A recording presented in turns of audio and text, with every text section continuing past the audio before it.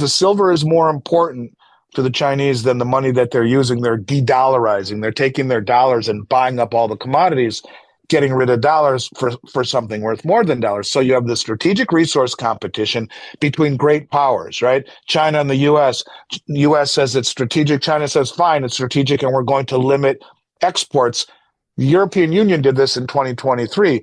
But you also have supply shocks from export restrictions that's now going to come from China. They're not going to export anything, and they refine 70% of the world's silver. You have stress inside of major exchanges, all of these deliveries. The LBMA, as we've talked about, is bleeding. Starting January 1st, 2026, in China, which China is the largest refiner of silver in the world and the second largest producer, are implementing restrictions on sending silver, exporting it.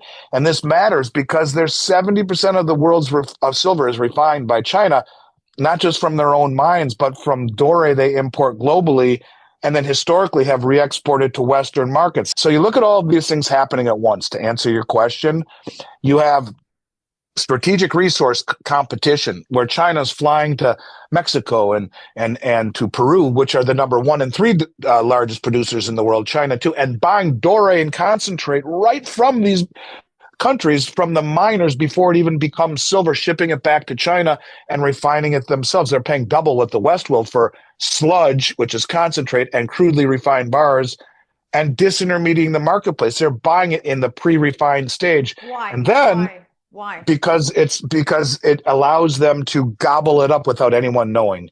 In other words, they go to the miners in Peru and they go to the miners in Mexico and say, we'll pay you double what the West will, but we want it all. Give us your sludge, give us your doré bars, which are crudely refined bars that get crudely refined and then sent to the refiners to be purely refined.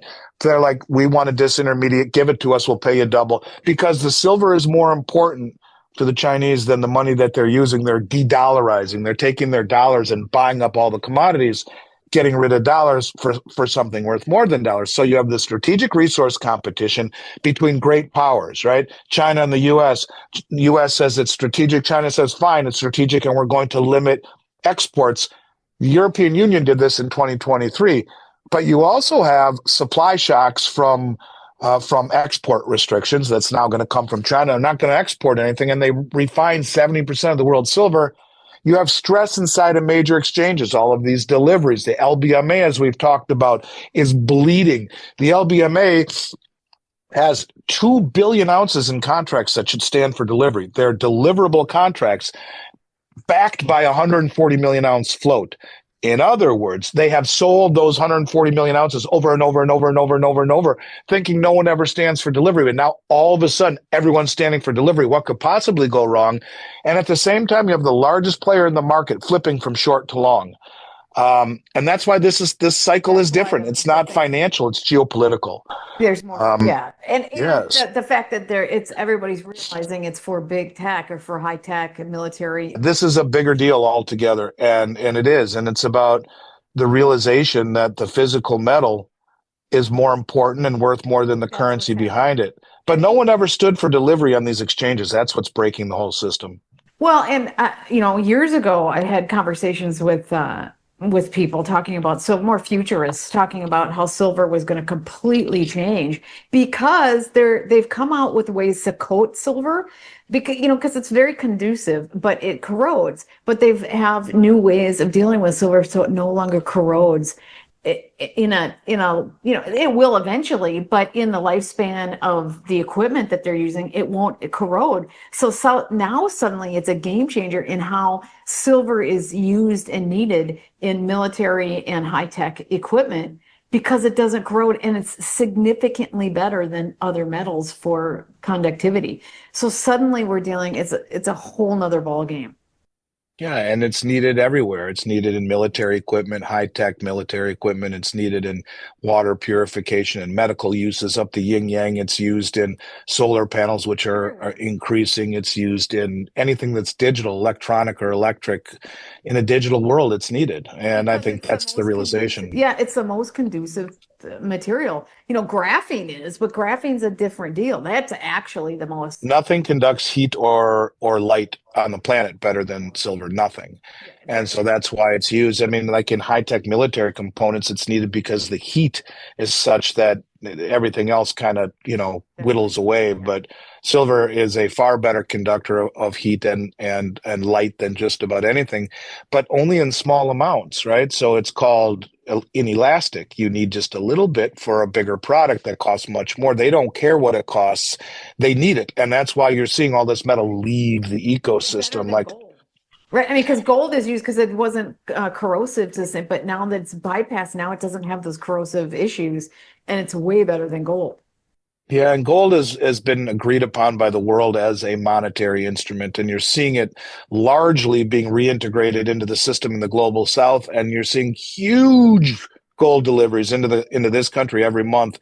Both gold and silver are the whole narrative is flipping with them, and the Yes, it big is. money does it, sees it, and is taking advantage of accumulating it and standing for delivery, while the public hasn't caught on yet. Your Well, listeners have, but the public hasn't. yeah, well, you've been talking about it since 2019 that there's somebody bringing in all this stuff. And it seems like they've been planning. You said the most sophisticated buyers know something is going on. So they've been building this up, building it up, holding the prices down, building it up.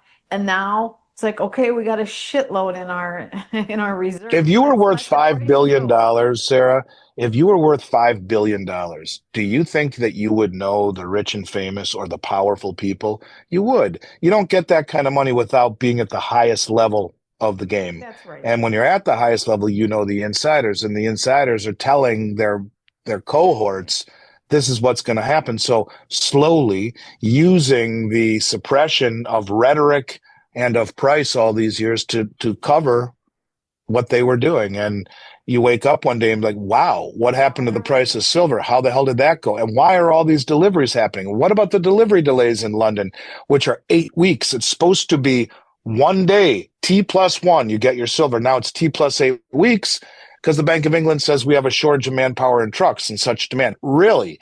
So the Bank of England doesn't have enough trucks to move my silver. That's a problem. I have to wait eight It's weeks really happening. they're getting their delivery failures. They're running into their bluff being called by countries and sovereign wealth funds that were never coordinated or motivated to take on the West, never wealthy enough to do so.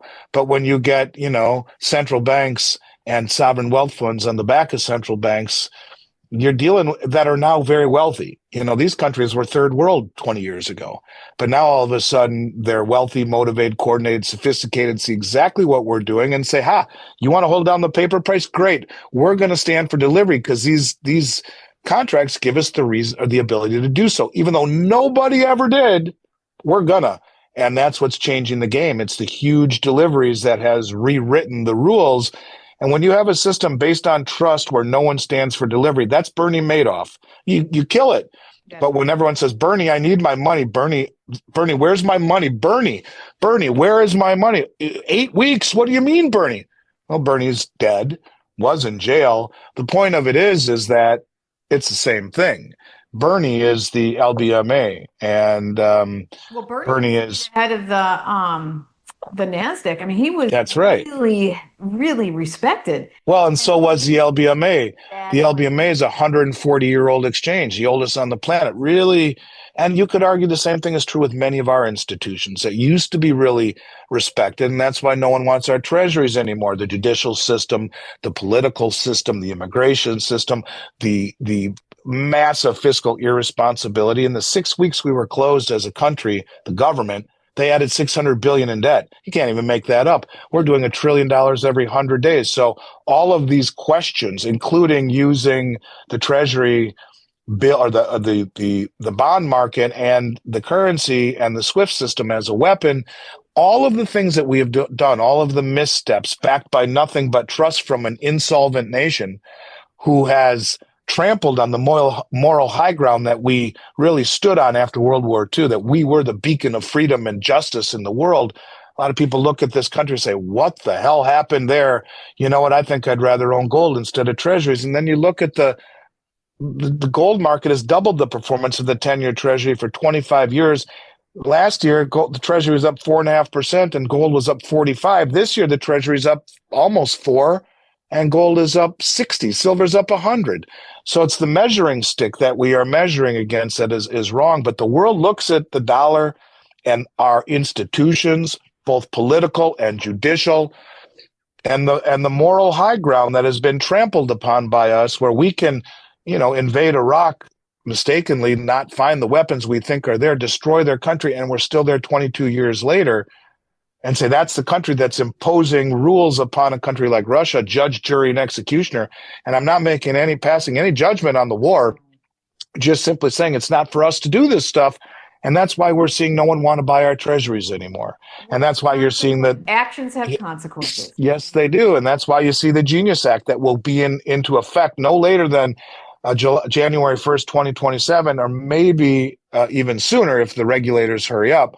But that's why it's synthetic demand for the treasury market. And because and then you throw in the Japanese yen carry trade it's going upside down. And you're seeing all of these treasuries that have been owned by the Japanese pension funds that are all being sold, which will push rates up even more. This is a system that's I think, just beginning to show the cracks. You got fiscal irresponsibility, massive debt accumulation, and the demand for our currency and our debt fades. And then you get central banks step in, which is to monetize the debt, which erodes confidence. The only winners in that game are real assets, and that's what survive. And that's what gold and silver and all commodities represent. It's not to get wealthy. It is wealth that will survive a system of paper promises that starts to unwind.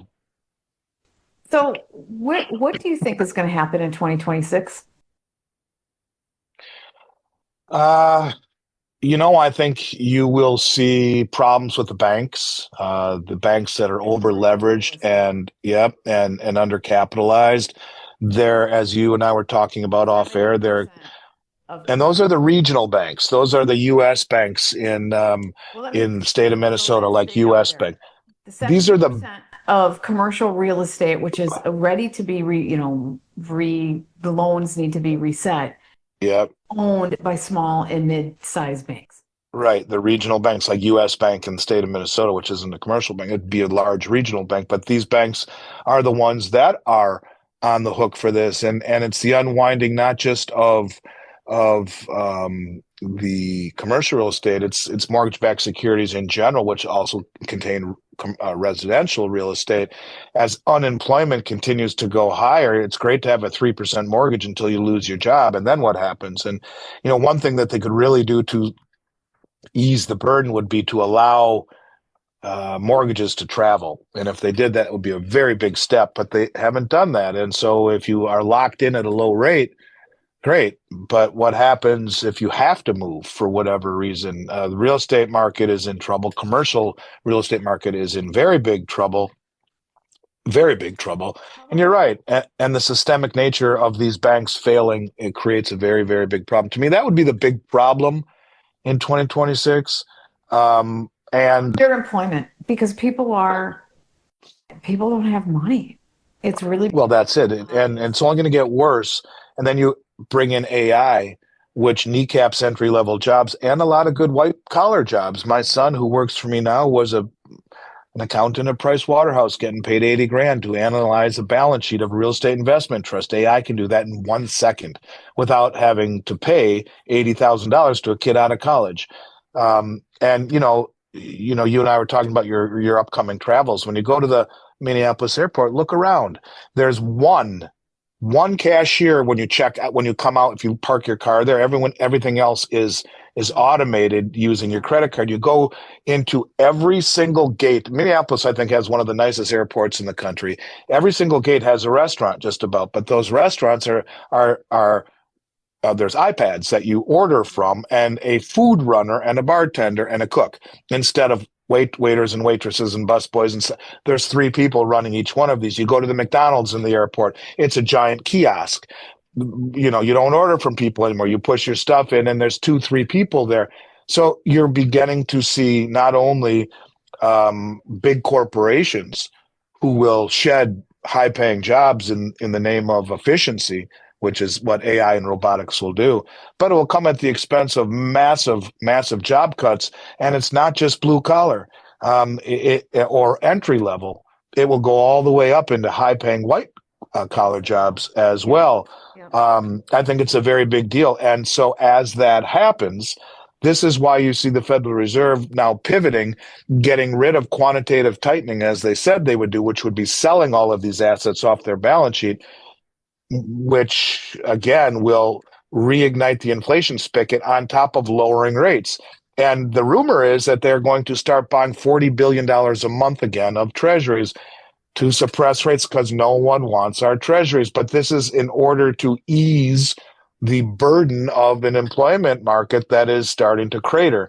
And I don't know how much it will really work, but they figure if the cost of running a business gets much, much higher, then they will come at the expense of employees. Well, if they lower rates again, which got us in this problem to begin with, um, it will address the inflation problem. I mean, the unemployment problem. But when you mess with Mother Nature by suppressing interest rates, there is a price to pay, and that is you create distortions in asset prices and misallocations of resource and capital. What I mean by that is, what's your house worth at 3% versus 9% on a mortgage? A hell of a lot more. And resource and capital. If you're a company thinking of why they're laying people off, if you think interest rates will stay next to nothing forever, sure, let's expand. Let's build another wing. Let's buy that other company. Let's add a division. Let's hire 40 more people. And then all of a sudden rates go way up and the cost goes way higher and your business goes way lower. What do you do? You're screwed. So But the you're Fed is screwed. the Fed's in a corner. They can't raise rates anymore. They cannot do what they traditionally have done. They've already, I mean, this is what's quietly But been right, going what happens if you don't? If you don't, that means that you end up incentivizing more debt and destroying the value of the currency, because they're in a corner. that's right. They're damned if they do, they're damned if they don't. And that is why the most important thing to take away from all of these videos we do is whether you buy gold or silver from Miles Franklin, I hope you do. But if you don't, buy assets. You need to own assets right now, period. That's right. If you own currency, you're dead in the water. And you can measure anything going back 50 years. Take any asset, anything that you would own, your house, a car, anything, measure it in ounces of gold, and the price is collapsing. Measure it in dollars and it's going through the roof. The dollar is dying. And the problem is that we measure things in terms of dollars, measure it in terms of ounces of gold. And the interesting thing about this, the new BRICS unit currency that they're using, they are measuring each currency. So it's a basket of 40% gold, 60% currency, BRICS plus currencies. Those currencies are measured in terms of their value against gold, not gold value against those currencies. In other words, it's how many ounces of gold can you get for your currency, not what is your currency worth in gold. It's the other way around. And if you measure things in ounces of gold, which is the barometer, which is the stability, then all of a sudden you see the truth. But it's measuring it against currencies that are continuously devaluing through inflation and through money creation. And in particular, every currency around the world for years has devalued their currency against ours, not only to make manufacturing more competitive to sell to us, but because the dollar was the world reserve currency. And they couldn't get enough dollars just simply through trade alone. So they had to buy dollars in the open market by selling their currency, which devalues their currency, which increases the value against our currency. Our currency goes up against theirs, so they can buy oil, transact business. And so it's been a faulty measuring stick. Why measure the value of your currency against a basket of horse crap currencies that are continuously devaluing against yours? No, measure it against gold and you see the light very quickly. You see the truth. That's right. And that's what This these is what is nations are doing really happening. And they've been suppressing it for so long. It just, they're not doing it. I for just don't. that reason, to And mask. to mask and to accumulate. Now that they've Right. accumulated, it's like, okay, let's let the floodgates open. We're ready to deal with the reset of the dollar. This is an indicator that there's something is happening. They're ready to do a reset of some sort. The prices are going up. They're making a killing. I also think it's why we're seeing so much stupid crap in media and nobody's talking about all these important issues. It's like, how Really? Are we really this dumb in American Even when society? Reuters writes an article about silver, it's titled "The Devil's Metal," and yet it's outperformed everything. It's up 110% this year. So yeah, we That's what are, I mean. we are. And the memes and the stupidity, it's whenever you're this much distracted, you got to question what's really happening. Well, and it is, and this is why so few people ever succeed in investing and in getting ahead because they follow the herd. It takes a lot of effort to at the end of the day listen to you and I and for an hour and talk about this stuff, and it's much easier just to give the responsibility to your financial advisor. And this is not all financial advisors, but I would argue many of them learn more and more about less and less till they know everything about nothing. They focus singularly on one way of achieving retirement through mutual funds and stock certificates and bond issuance. Right. And for the last 50 years, that's worked. But here you have a 60-40 platform that Wall Street's used for 50 years, 60 stock, 40 bonds, and retire happily. Well, the chief investment officer of Morgan Stanley says that model's dead. Sell half your bonds, buy gold. The lead analyst at Bank of America, Michael Hartnett, says no, make it 25% gold. And Jeffrey Gundlach, the bond king, who's made his living selling bonds, the antithesis of gold because it pays interest, says 25% allocation to metals is undervalued.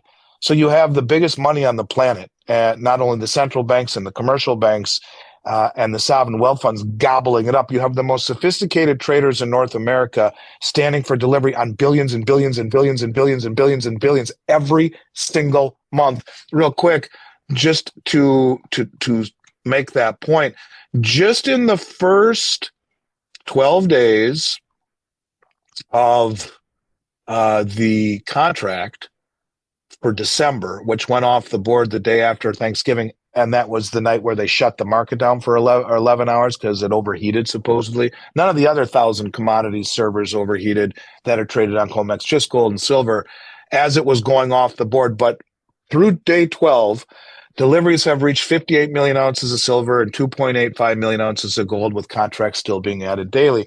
So who's got the kind of money to buy 58 million ounces of silver in the first 12 days of this month? Think about that for a second. Who's got the money to buy 3 million ounces of gold?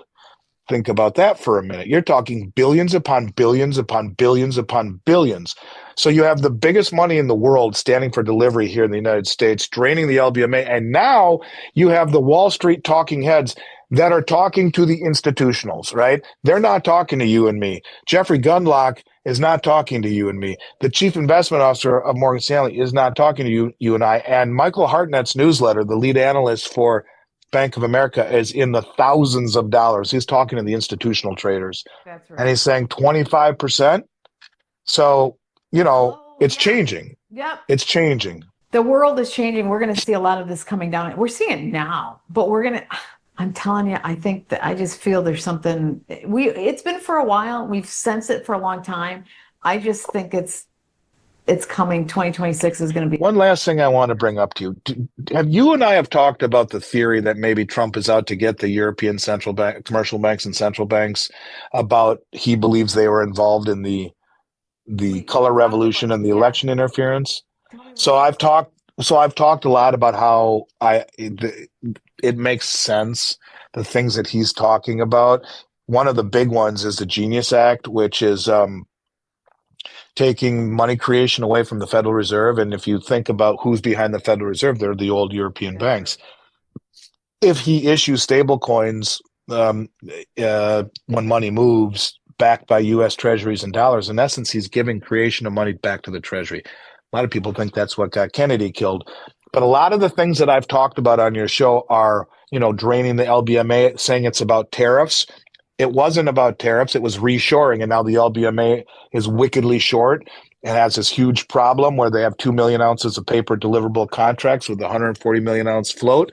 Well, something I just read, the net short exposure for the 5 big US banks that have been involved in suppressing the price, they slashed them over the past couple of months from 29,000 short contracts to just 5,700, 6,700 short contracts.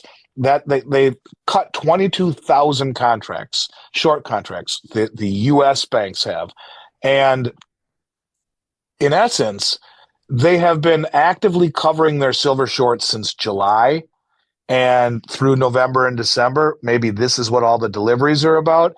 So the US banks right now are largely, if not entirely, out of the silver short position, leaving the foreign banks and other foreign commercial banks with most of the remaining exposure. You want to talk about how they could blow up the whole European system? If one of these banks has a delivery failure that starts to really gather steam, and all of the European banks are tied together systemically, and the Bank of England is where it's all held. And the Bank of England at the LBMA is way rehypothecated, meaning selling those 140 million ounces so many times that you have 2 billion ounces of contracts that could stand for delivery. It's an interesting theory to think, Well, no, is but he really doing this? that's where Martin Armstrong's AI program does make sense. He follows where all the money flows in and out of every country and all the different economic flows. And he's saying January, February, it's going to start blowing up in the EU. He says the EU is not going to survive through 2030 based on the financial exits of money. And that they want war so bad, it's not even funny. They threatened to dump $2.4 trillion of dollars on Trump. There's a lot more. It's almost a complete blackout, that threat. Although the Indian Financial Times, their largest financial reporters, or newspaper, reported on it, and other big players around the world reported on it. But it's a complete blackout in the United States that happened. I think there's going to be a lot of things happening in the EU. I think the EU is going to die, and I think war is going to explode in that region. Yeah, well, let's hope not. But it wouldn't surprise me. All these things, you put them all together. Martin Armstrong is an awesome, smart man. I know you've had him on your show a few times. I have too, and what a genius. But yeah, I mean, it points to it. It points to the fact that the U.S. that Trump and What you were the just old saying, guard, they're battling against each other. And Tom Luongo is the one who opened my eyes to this. And his theory is that it was that Trump believes that they were involved in election interference in the color revolution to keep him out of office, and I he's think getting back at him.